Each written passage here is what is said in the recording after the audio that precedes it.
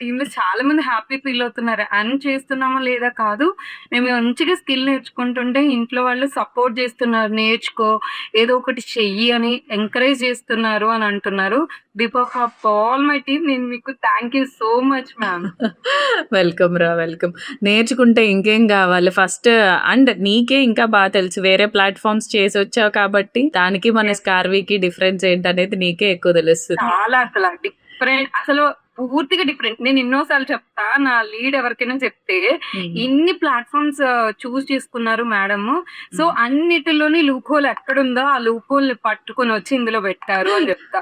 అది చాలా ప్రౌడ్‌గా అండ్ ఇప్పుడు చేసే ప్రతి వర్క్‌కి కూడా నేను చాలా ప్రౌడ్ ఫీల్ అవుతున్నాను Yes. నాన్న.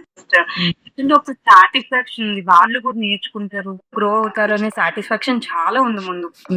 Yeah exactly. ఓకే రా, all the best. Thank you so much ma'am.